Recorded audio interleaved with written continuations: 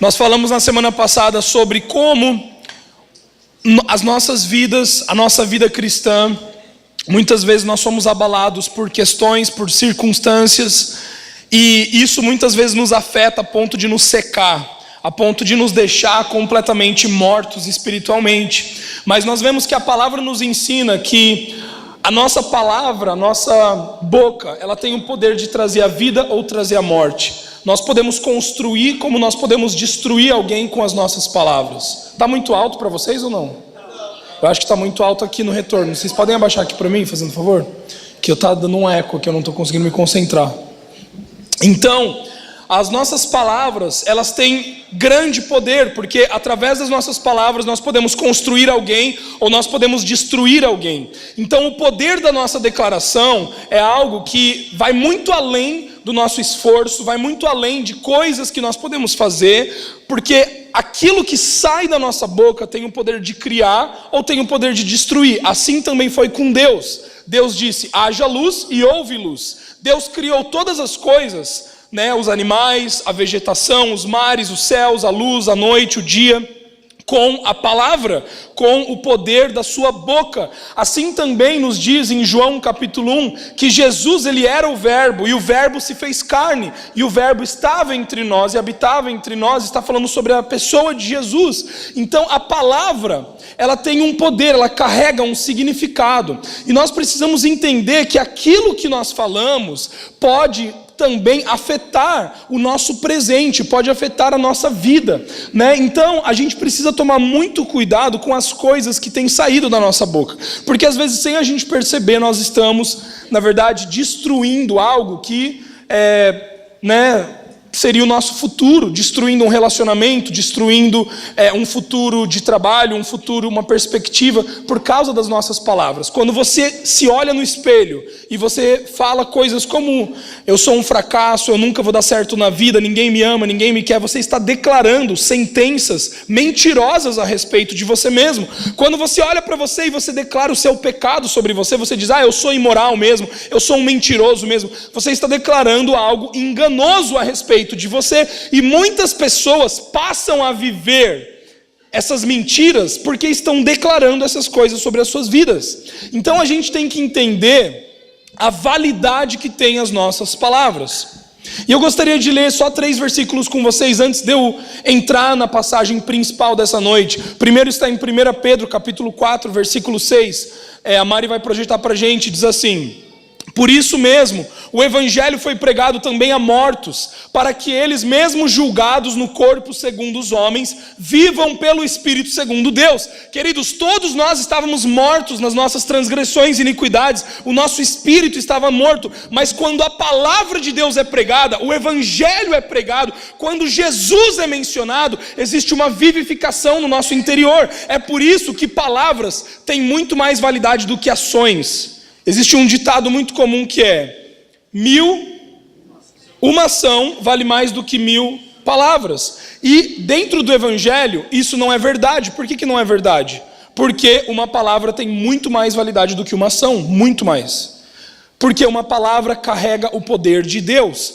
Quando você prega o evangelho, quando você diz o evangelho, quando você menciona Jesus, quando você menciona as verdades de Deus para a tua vida, isso tem a validade de mudar a tua identidade, de transformar a tua vida, de transformar o teu futuro. Você poderia estar morto, mas as tuas palavras trazem transformação, trazem mudança. Porque na verdade não são as tuas palavras, são as palavras do Espírito Santo. Próximo versículo, Romanos 8:11. Olha o que diz aqui em Romanos 8:11.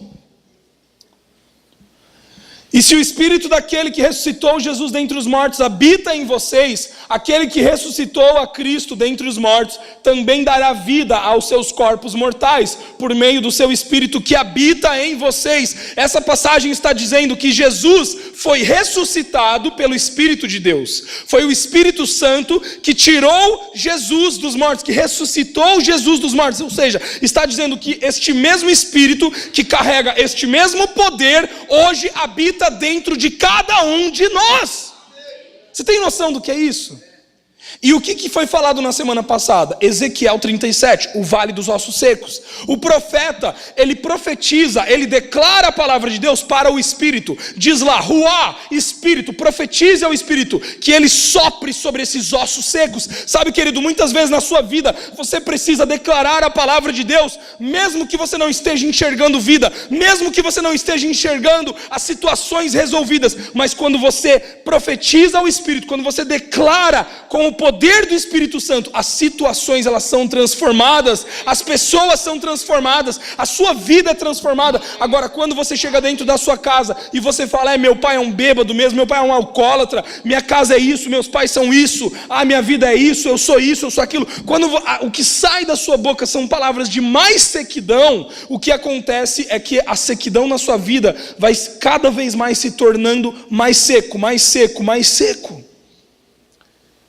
E nós precisamos entender que este Espírito, que tem o poder de transformar morte em vida, habita em nós, habita dentro de você. E o último versículo está em 2 Coríntios capítulo 4, versículo 13, diz assim, está escrito, cri, por isso falei, cri, entendi, falei, não, cri, estudei, fiz teologia e falei, não, cri, por isso falei. Você creu na verdade de Deus?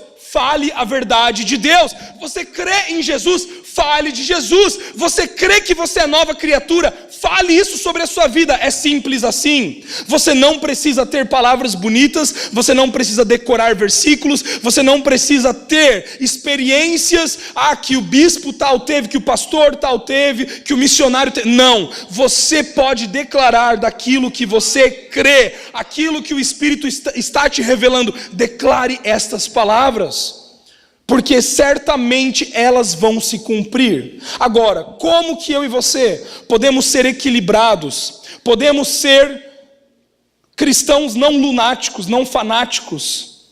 Porque muitos de nós conhecemos os evangélicos ou os cristãos como pessoas ignorantes, como pessoas lunáticas, como pessoas fanáticas, que fazem coisas sem pensar, que fazem coisas só porque disseram para essas pessoas fazerem. Como que então eu e você podemos ter uma atitude equilibrada a respeito daquilo que nós declaramos com a nossa boca?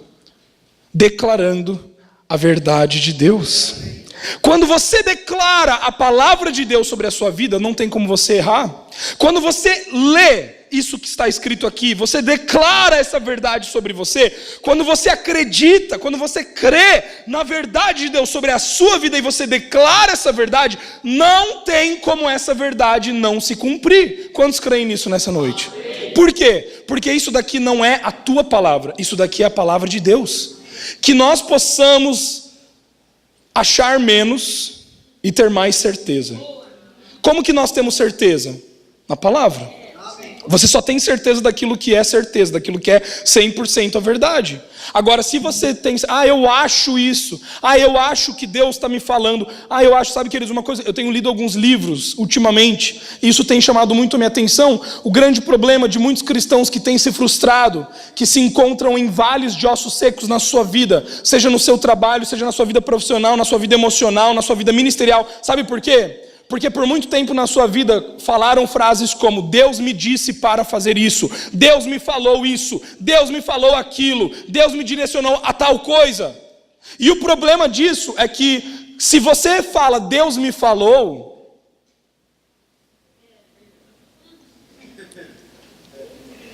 o que pode ir contra o que Deus te falou? Agora, quando você usa o Deus me falou para manipular os caminhos que você quer para a sua vida, o que acontece é que você se encontra no vale da sombra e da morte. Não significa que Deus te guiou ao vale da sombra e da morte, significa que você decidiu por escolha própria entrar no vale da sombra e da morte. Mas Ele vai te livrar, e Ele estará com você naquele lugar. Mesmo que você tenha errado em escolhas passadas, mesmo que você tenha errado em ter você teve um discernimento, você achou que era Deus, mas na verdade era a sua alma falando. Mesmo que você tenha errado, eu quero te falar uma coisa: Deus está com você agora, neste momento, E se neste momento que você se encontra de vale de ossos secos, você declarar a verdade de Deus sobre você, vai ter vida, vai ter futuro, vai ter esperança. Não acabou para você. Está apenas começando. O seu tempo não é acabado. Ah, mas eu já fracassei muito na vida. Não tem problema. Ah, mas eu já errei muito, eu já pequei muito, eu já tentei muito e nunca consegui. Mas quando você declara a palavra de Deus, quando você vive pela verdade de Deus, ela se cumpre na sua vida. E eu gostaria de ler aqui com você uma passagem que na verdade é a minha ministração de hoje. Isso só foi a recapitulação da semana passada. Está em Efésios capítulo 6, versículo 10. Talvez muitos aqui já leram essa passagem, fala sobre a armadura espiritual. Nós vamos ler sobre isso. E na semana passada eu não citei, obviamente, mas nós falamos sobre a oração declaratória. O que é você declarar a verdade de Deus sobre a sua vida? É a oração declaratória. Quando você ora a Deus declarando, quando você profetiza, você está orando, você está fazendo uma oração declaratória. E hoje eu gostaria de falar sobre a oração intercessória, a oração de súplica, né? Nós vamos continuar declarando as verdades de Deus, mas em súplica, em intercessão. Então, qual é o poder disso nas nossas vidas? Amém? Então abra lá comigo em Efésios capítulo 6, nós vamos ler aqui o versículo 10. Diz assim: concluindo, fortalecei-vos no Senhor e na força do seu poder. Revesti-vos de toda a armadura de Deus, para poderes ficar firmes contra as ciladas do diabo. Portanto, nossa luta não é contra seres humanos, e sim contra os principados e potestades, contra os dominadores deste sistema mundial em trevas, contra as forças espirituais do mal nas regiões celestiais. Por esse motivo, vesti toda a armadura de Deus. Diga comigo: por este motivo, vesti toda a armadura de Deus, a fim de que possais resistir firmemente no dia mau, e havendo batalhado até o final, permanecereis inabaláveis, sem retroceder. Estais, portanto, firmes, trazendo em volta da cintura a verdade, e vestindo a couraça da justiça, calçando os vossos pés com a preparação, a proteção do evangelho da paz, embraçando sempre o escudo da fé, com o qual podeis apagar todas as setas inflamadas do maligno. Usai igualmente o capacete da salvação e a espada do Espírito, que é a palavra de Deus. Orai no Espírito, em todas as circunstâncias, com toda petição e humildade e humilde insistência.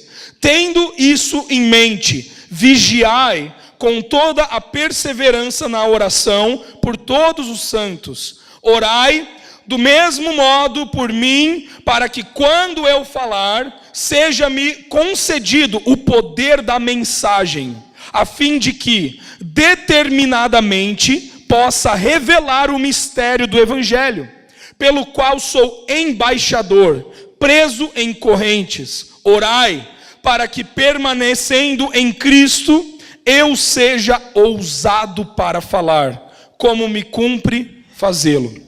Amém. Então essa passagem é muito interessante porque nós vemos aqui Paulo ensinando a igreja de Éfeso sobre a armadura de Deus. Muitas vezes quando a gente fala sobre a armadura de Deus, quando eu era criança, eu lembro das aulinhas de domingo, e eu lembro ali de o capacete, a espada, o escudo, a couraça, o cinto, a bota e várias coisas, e muitas vezes eu imaginava como sendo algo que eu estava me revestindo de uma forma meio assim zen, vamos dizer, meio espiritual, colocando esses objetos sobre mim. Mas na verdade, o que eu tenho entendido sobre essa passagem é que a armadura de Deus falam sobre algumas qualidades, falam sobre algumas especificidades do Evangelho que sempre devem estar presentes na vida de um cristão espiritual. Um cristão espiritual deve sempre estar pronto a todo momento, para que não caia, para que não morra, para que não desanime, para que não entre em um estado vegetativo e passivo e de conformismo a ponto de escolher o pecado do que a Deus. escolher o mundo do que a Deus, escolher outras prioridades do que Jesus. Então o que Paulo está dizendo aqui à igreja de Éfeso, em primeiro lugar, é o quê? Que a nossa luta não é contra pessoas. Diga assim comigo: a minha luta não é contra pessoas. A primeira coisa que você precisa entender é que a sua luta não é contra você mesmo. Já começa por aí. Se a sua luta não é contra pessoas, a sua luta não é contra você mesmo. Muitas pessoas falam assim: ah não, eu preciso lutar com a minha natureza carnal. Agora está na hora de eu lutar com o meu homem antigo. Querido, você é nova criatura. Se você é nova criatura, você é um novo homem. O homem antigo não existe mais.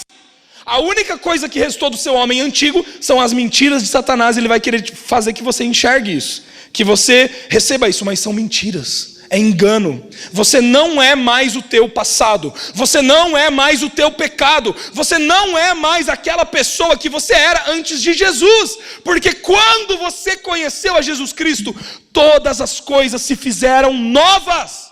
O passado ficou para trás. O velho homem ficou para trás, o pecado ficou para trás. Então você se torna uma nova criatura. Você já não mais está embaraçado com coisas que prendem a sua vida. Então Paulo está dizendo: a nossa luta não é contra seres humanos. Então se a sua luta não é contra você mesmo, a sua luta também não é contra o seu próximo. A sua luta não é contra pessoas. Entenda isso. O seu patrão não é o seu inimigo. O Bolsonaro não é nosso inimigo. O Trump não é nosso inimigo. O nosso inimigo não são pessoas. O nosso inimigo está nas regiões celestiais. E deixa eu te fazer uma pergunta. A gente entende bem que as regiões celestiais, quando esse versículo está se referindo a principados, potestades, está se referindo a forças das trevas, ao diabo. E como que o diabo tem poder na sua vida? Qual que é a única forma que o diabo pode atuar na sua vida? Somente se você der lugar a ele, porque você está em Cristo Jesus. Você não pode mais ser endemoniado. Um cristão não pode ser endemoniado, porque um cristão está cheio do Espírito Santo. Se você está cheio do Espírito Santo, se o Espírito Santo habita em você, pode dois corpos ocuparem o mesmo espaço? Não! Mas muitos cristãos vivem com medo. Ai, agora se eu fizer isso, se eu fizer aquilo, será que o capeta entra em mim? Será que a pombagira entra em mim? Será que o preto velho vai entrar em mim? E você acaba vivendo com medo toda hora, como se você estivesse sendo perseguido por Satanás, como se Satanás tivesse lugar de entrar na sua vida. Mas eu quero te falar uma coisa nessa noite muito poderosa que vai mudar a sua perspectiva sobre algumas coisas. A única forma de Satanás agir na sua vida é se você der lugar ao diabo. E como que nós damos lugar ao diabo? Acreditando nas mentiras dele, acreditando nos enganos dele. Quando você deixa de acreditar nas verdades de Deus sobre você e você passa a acreditar nas mentiras de Satanás sobre você, você dá lugar ao diabo. E é daí que ele começa a ter ação. É daí que a opressão, ela começa a afetar o seu corpo, começa a afetar a sua alma, a ponto de afetar até o seu espírito.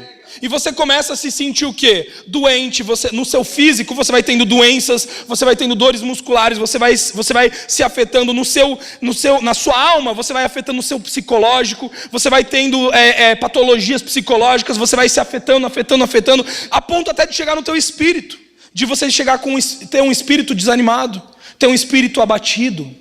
Mas como nós estudamos e como nós vimos no sábado passado, este não é o nosso lugar. O nosso lugar é de nova criatura. Nós somos filhos de Deus, somos filhas de Deus. Você foi criado para ser tudo que Deus sonhou com você. Então quando você se enxerga, você não enxerga mais o seu pecado. Mas pastor, eu pequei hoje. Você não é o seu pecado. Mas eu errei hoje, eu fracassei hoje, eu dei uma palavra atravessada hoje. Você não é o seu pecado. Nós precisamos entender que a forma como nós vencemos o pecado é acreditando nas verdades de Deus sobre nós. Quando você para de acreditar que você é santo e puro em Cristo Jesus, e você passa a acreditar que um pecado tem o poder de te fazer impuro, você cada vez mais vai se entregar a esse pecado. Você cada vez mais vai se entregar a essa impureza. Mas quando você entende que as verdades de Deus, elas têm o poder de te transformar, você não quer mais escutar a mentira de Satanás. mas você quer ser definido pela verdade de Deus. Então a nossa guerra não é contra pessoas. Primeira coisa que nós precisamos aprender. A segunda coisa que nós precisamos aprender é que Paulo ele diz: por esse motivo eu vesti a armadura. Ou seja, a forma como nós podemos nos proteger nas regiões celestiais, fala assim comigo, não é natural, é espiritual. Repete assim comigo: o problema não é de ordem natural. O problema é de ordem espiritual. Ah, mas você está espiritualizando tudo? Sim, porque nós somos pessoas espirituais. E nós vivemos em comunhão com o Espírito Santo. Como não espiritualizar tudo se nós somos pessoas espirituais? Nós precisamos entender que aquilo que acontece ao nosso derredor tem a ver com algo espiritual. E quando eu estou em sintonia com o Espírito Santo, eu entendo que eu preciso estar revestido da armadura de Cristo. Então ele diz aqui: por esse motivo você deve vestir toda a armadura. Não está falando que você deve vestir só o cinto. Não está falando que você deve se cingir só da justiça de Deus, não. Você deve se vestir de todas estas verdades. São verdades para nossas vidas. Nós devemos receber isso no Espírito. Nós devemos vivenciar essas verdades. E aqui ele está dizendo: para que possais resistir firmemente no dia mau. Então a gente tem aqui dois cenários. Primeiro cenário: quando eu me revisto da armadura de Deus, ela me habilita o quê? A eu resistir no dia mau. Então eu estou resistindo, eu estou resistindo no dia mau. Só que não para por aí. Depois que acabou o meu dia mau, olha o que vem. E havendo batalhado até o final do dia mau, né? Até o final do dia mau, permanecereis inabaláveis sem retroceder. Eu venho para o meu segundo estágio. Guarde isso comigo. A cada vitória que você experimenta em conjunto com o Espírito Santo na sua vida, é um troféu que Satanás não pode tirar. Cristo já não venceu todas as coisas? Já não está consumado na cruz do Calvário? A vitória já não foi decretada? Só que o Espírito Santo quer que nós tenhamos vitórias todos os dias na nossa vida. Todos os dias Ele quer que a gente resista ao dia mau. Por quê? Basta cada dia o seu mal. Gente, desculpa, tá? Mas todo dia é um dia mau. Todo dia é um dia mau. Você vai me desculpar. Ah, mas você é pessimista. Eu sou realista. Obrigado, Stephanie. É impossível você pensar que todos os dias da sua vida você vai ter um mar de rosas, que vai ser um dia perfeito. Não. Mesmo que você tenha ido no Beto Carreiro, mesmo que todas as pessoas tenham te bajulado, que você tenha ganhado presentes, mesmo que você tenha, você tenha ganhado coisas que você queria, no final do dia, você se encontra numa guerra. Aonde? Na sua mente. Você se encontra numa guerra interior. E essa guerra interior, ela fala sobre um lugar de batalha. De batalha que nós temos. Agora, quando o cristão sabe que a batalha já foi vencida na cruz do Calvário, já foi consumada em Cristo Jesus, você entende que a sua batalha já tem resposta. Ela já é, você vai ser vitorioso sobre ela. A sua batalha já está ganha. Só que você tem que passar por ela. Faz sentido? Você tem que passar, você tem que entrar nela e você tem que resistir, você tem que passar por ela. E resistindo até o dia mau, o que acontece? Eu passo para o próximo estágio, que é o quê? Eu agarro o meu troféu. E esse meu troféu, eu esfrego na cara do diabo.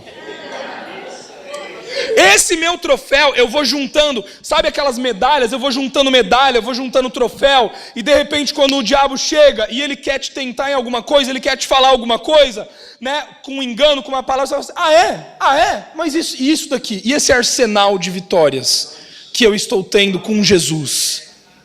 E gente, deixa eu falar uma coisa para você, ter vitória com Cristo não significa que vai ser perfeito. Não significa que você vai acertar, mas significa que mesmo em meio ao erro, você é quebrantado o suficiente para reconhecer que a graça dele te basta. Para reconhecer que é por ele, não por você. Para reconhecer que é na tua fraqueza que o poder dele se aperfeiçoa. Então, mesmo resistindo ao diabo, você pode errar.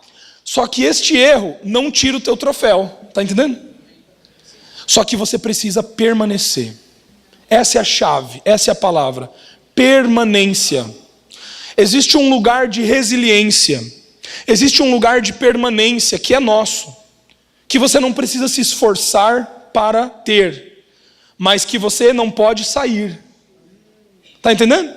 O teu único esforço é não sair desse lugar. Foi a Jaque que falou isso. Só estou citando o que ela falou. Ela falou esses dias isso para Paula.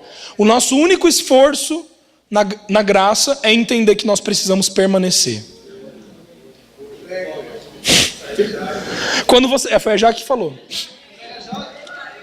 Quando você entende que você precisa permanecer na verdade de Deus para você, você entende que você pode ficar inabalável, que nada te destrói, que nada te abala. Queridos, Deus ele tem um lugar inabalável para nós. Você sabia que Ele quer que você viva de forma inabalável? No teu espírito, na tua alma, na tua perspectiva, na tua visão. Agora, muitas pessoas pensam, o que é ser inabalável? Ser inabalável significa não chorar. Ser inabalável significa que você não teve derrota. Ser inabalável significa que você está prosperando, que você está tendo tudo. Você vai me desculpar, mas ser inabalável na Bíblia não tem a ver com resultados carnais. Ser inabalável não tem a ver com resultados naturais. Ser inabalável é um estado de espírito. Ser inabalável é uma junção com o próprio Espírito de Deus. O ser inabalável significa você estar num lugar do Espírito, aonde as mentiras podem vir, os ataques podem vir, mas você continua sabendo quem você é. Você continua sabendo quem Ele é. O exemplo do Lucas. Eu e a Andrea tínhamos um plano para daqui a 5 anos. Mas a realidade é que hoje nós estamos ganhando menos e vivendo uma realidade de mais. O que é isso se não viver de forma inabalável? Não tem a ver com resultados. Tem a ver com o estado de espírito. Tem a ver com o estado de mentalidade. Sabe, queridos, nós não podemos deixar a nossa mentalidade ser afetada pelas mentiras de Satanás. Nós precisamos crer. Agora, eu vou passar aqui rapidamente por esses pontos. Primeiro ponto que Paulo cita na armadura é a verdade. A verdade de Deus, eu já estou falando aqui sobre ela. Então, a verdade de Deus é algo que você não pode se apartar, você não pode dispensar, você não pode soltar. Se agarre às verdades de Deus. Quando ele está falando sobre uma armadura, é um exemplo, gente. Não existe uma armadura, entendeu? Não é literalmente um capacete, não é literalmente um cinto. Mas a verdade de Deus, você colocar como um cinto, significa o cinto vai cair? Não, ele está preso, ele está amarrado. Quando eu amarro a verdade de Deus em mim, as mentiras de Satanás não pegam. Está entendendo? A simpatia não pega. A magia não pega. A besteira não pega, eu estou blindado. Eu estou blindado com a verdade de Deus. Querido, quando você se agarra na verdade de Deus sobre você, nada te destrói. Deixa eu te falar uma coisa. Existem estações da nossa vida que tudo que nós temos são as verdades de Deus sobre nós. Você perdeu tudo, você perdeu a sua esperança nas pessoas, você perdeu a sua esperança na vida, você perdeu a sua esperança na perspectiva profissional, você perdeu o seu sonho, você perdeu tudo. Mas quando você se agarra na verdade de Deus sobre quem você é e sobre quem Ele é, certamente que a bondade e misericórdia me seguirão todos os dias da minha vida. Porque eu estou agarrado na verdade de Deus. E isso não se aparta de mim, tá entendendo? Não se aparta. Então pode vir ataque. Gente, eu posso estar por fora. Por fora eu posso estar moído.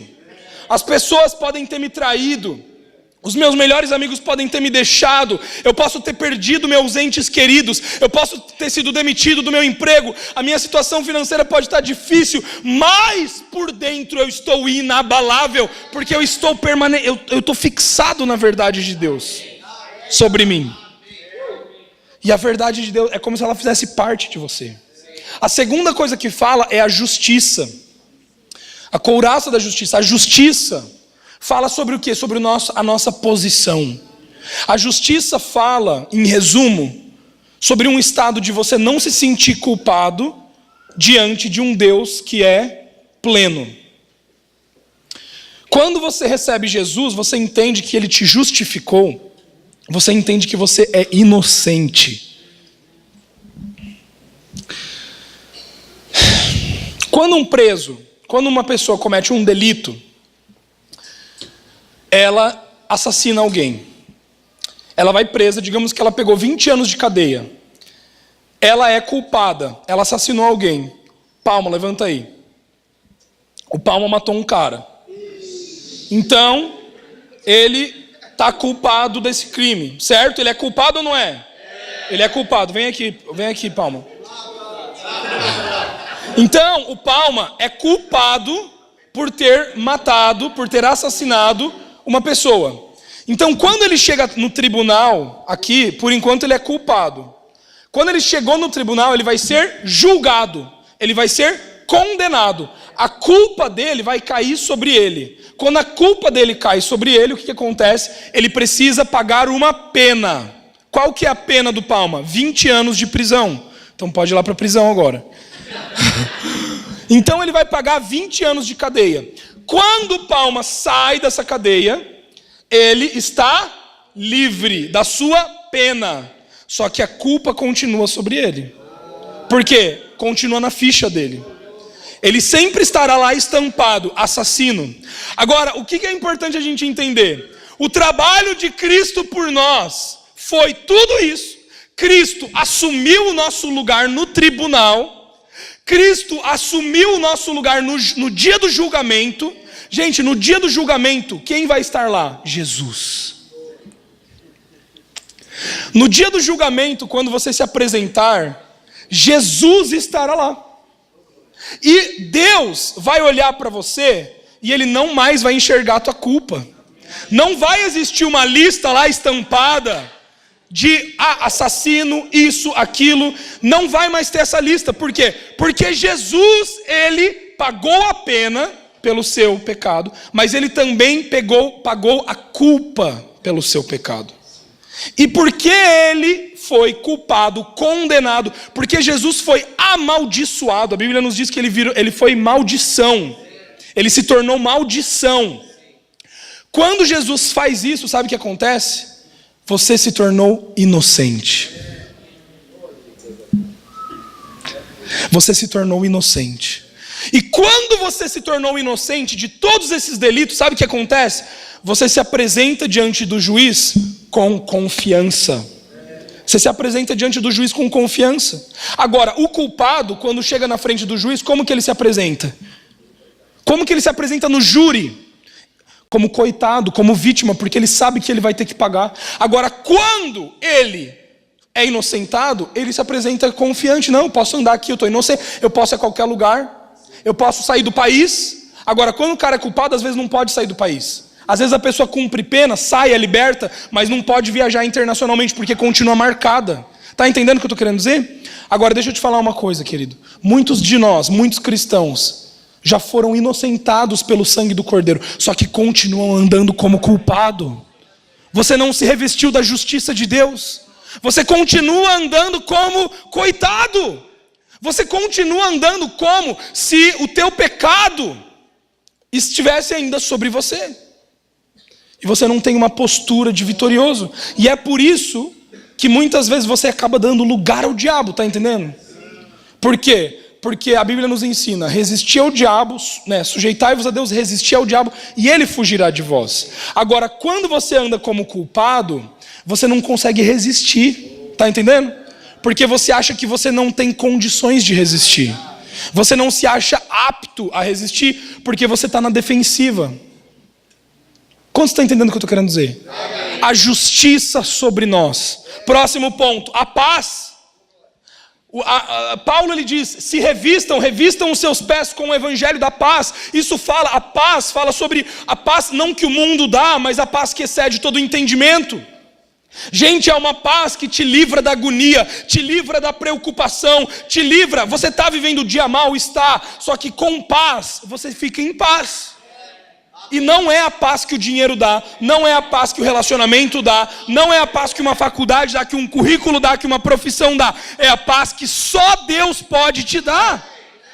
E essa paz, ela ultrapassa o teu entendimento. Por isso que muitas vezes você não vai nem entender. Você vai estar assim, nossa, né? E aí, galera? Era para eu estar chorando. Acabei de bater o carro, mas olha aqui, estou feliz. Está entendendo?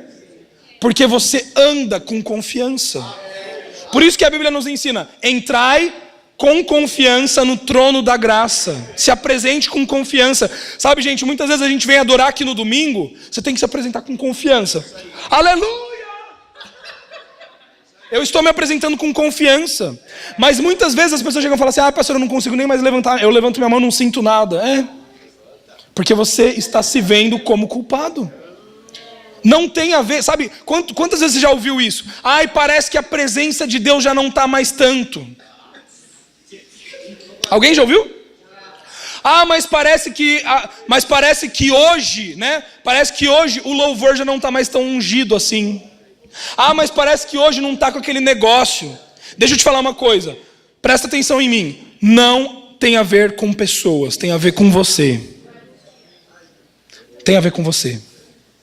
Só isso. Tem a ver com o seu estado de espírito. Se você anda com a paz de Deus, aonde você for, você leva essa paz. Você não deixa a paz lá no... eu fui para o banco, deixei a paz lá em casa. Não, você vai para o banco com a paz. Você chega lá, você vê ali o extrato, né? No vermelho. Você olha com aquela cara de paz.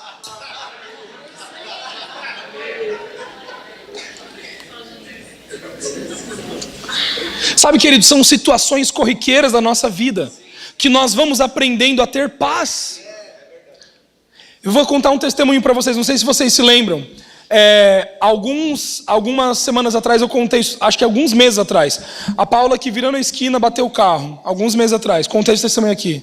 E daí na hora, ela estava muito abalada, chorando e tal, ela estava com as crianças, eu peguei, abracei ela, já veio outro cara, ela falou, foi minha culpa e tal, ela começou a falar, não, é minha culpa, minha culpa, minha culpa.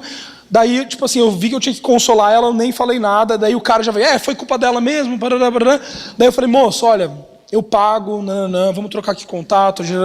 Só que daí o cara saiu, quando o cara estava saindo, chegou um morador ali, falou assim, eu vi a batida, não foi bem assim.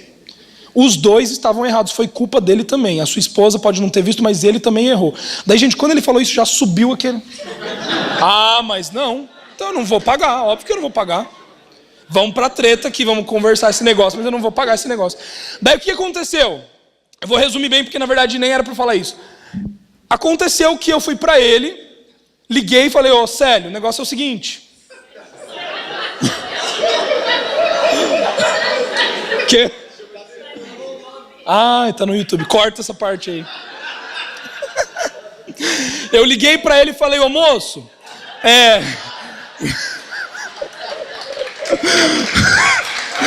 liguei pra ele e falei, moço, o negócio é o seguinte, não vou pagar não. Daí a gente começou a discutir no telefone, e foram algumas ligações, até que uma vez ele ligou pra mim e falou assim, mas e a tua palavra? Você falou pra mim que você ia pagar. A gente não chamou polícia, a gente não fez boletim, porque você falou que você ia pagar. Daí eu falei assim, mas eu vou ver. Desliguei o telefone, eu estava bravo ainda. Desliguei o telefone e daí o Espírito Santo começou a falar. E daí quando ele começou a falar, como que eu não ia? Entende? Como que eu não ia? Porque uma vez que você se torna inabalável no Espírito, você reconhece quando você está deixando esse lugar. Uma vez que você está vivendo uma vida inabalável, você reconhece quando o bagulho começou a ficar preto. Começou a ficar feio o negócio. Começou a escurecer. Daí o que você faz? Você sai desse lugar de escuridão. Você volta para o Espírito. Você volta os seus olhos para Jesus. Você volta o seu coração no lugar certo. E foi isso que eu fiz. Liguei para ele e falei assim, amado, o negócio é o seguinte. Daí já veio um amado, né? Falei, amado, o negócio é o seguinte, eu vou pagar o teu carro, fica tranquilo. Daí eu combinei com ele o encontro, dei os cheques para ele e tal. Daí agora há pouco, acho que faz 2 semanas atrás, o meu último cheque deu um problema na assinatura. Ele ligou para mim e falou assim, Gabriel, deu um problema na assinatura. Eu falei, não, então vem aqui na igreja. Ele sabia que eu era daqui da igreja. Vem aqui na igreja que eu vou, né, trocar. Daí veio ele e a mulher dele. Começaram a entrar assim e tal, olhar. Ele pegou e falou assim, só quero te falar uma coisa. Nós queremos vir nessa igreja. Nós queremos vir nessa igreja. Porque mexeu muito comigo o fato de você ter feito o que você fez. Ninguém iria saber. Você poderia não ter pagado o carro. Porque ninguém ia te obrigar a fazer isso. Mas mesmo assim você escolheu pagar. Ele falou assim, isso não existe. A esposa dele falou assim, eu fiquei chocada com essa situação. Com o que aconteceu. E daí a gente se abraçou, ele estava até ali no fundo, né? Se abraçou, vieram. E estou esperando, né, a visita deles, eles vão vir, eles moram aqui no bairro. Mas sabe, gente, você nunca vai perder em ser quem Deus te chamou para ser. O mundo vai te dizer, você está perdendo. O mundo vai te dizer, você está em prejuízo. O mundo vai te dizer, você está perdendo os melhores anos da sua vida. O Espírito Santo vai te ensinar, você está numa construção. Você está colocando tijolo sobre tijolo. É de fé em fé, de glória em glória. Suporte o sofrimento. Suporte o mau dia, permaneça, persevere. Permaneça inabalável. Queridos, existe um lugar que nós podemos permanecer, de estarmos inabaláveis. Próximo, a fé. Queridos, a fé. No que está baseada a sua fé? Se a sua fé está colocada nos milagres, está errado. Se a tua fé está colocada, não, o suprimento financeiro vai vir.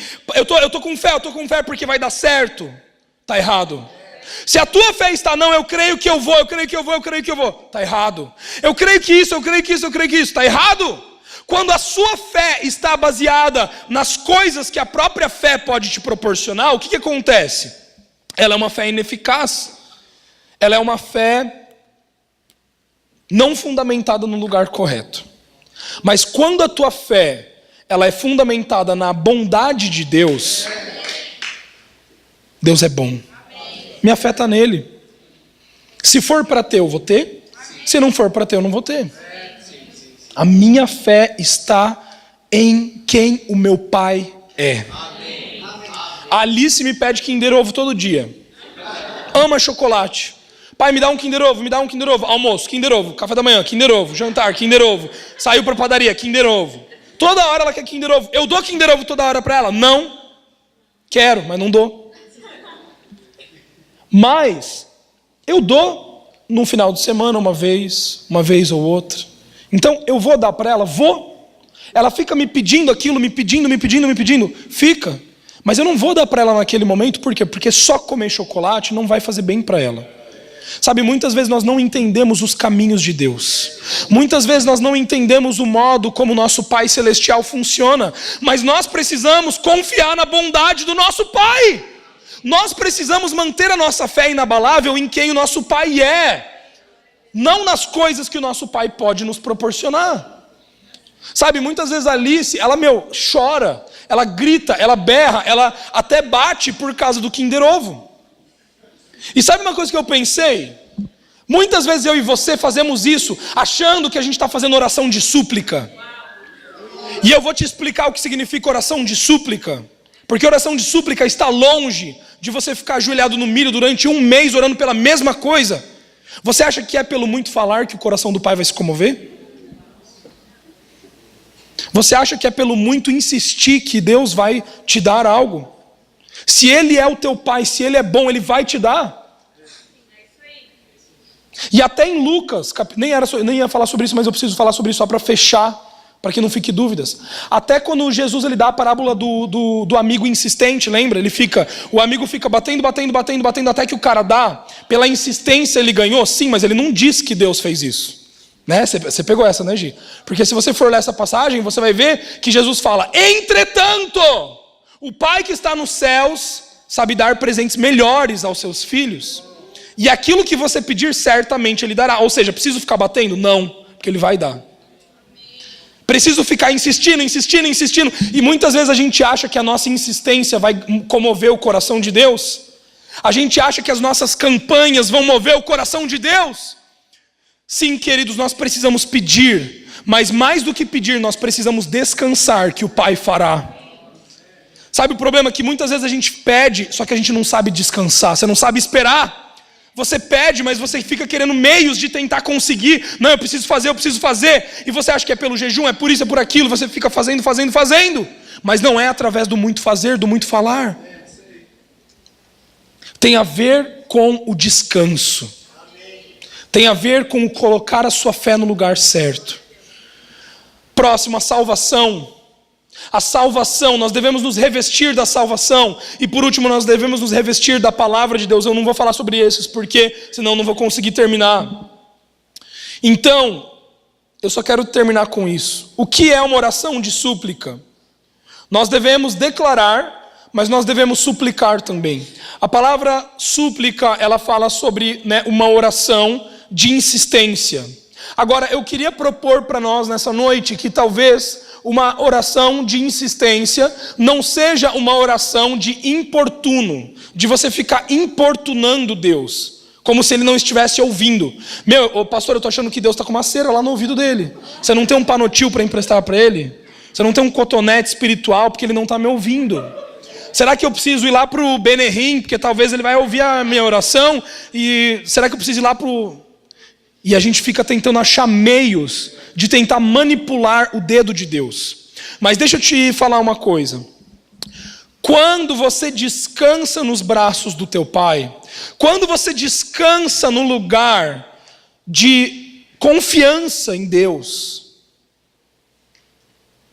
quando você espera pelo certo, isso para mim é uma oração de súplica. Você ora, mas você descansa. A insistência, ela tem mais a ver com permanência do que com importunação. O que é a permanência? É você permanecer achando que Deus vai te... crendo, que Deus vai te dar. Porque muitas vezes a gente começa a acreditar nas mentiras de Satanás. Eu acho que Deus não vai fazer mesmo por mim, eu acho que Deus não é real mesmo. Tá entendendo? E isso é você deixar de orar uma oração de súplica. Agora, quando você suplica, quando você ora, sabe, queridos, eu não estou dizendo que tem problema você repetir orações. Muitas vezes eu repito, a gente tem que ser real com Deus. A gente tem que orar aquilo que a gente tem vontade de orar. A gente tem que declarar aquilo que está no nosso coração. Só que muitas vezes a gente precisa encontrar esse lugar de pedir e descansar.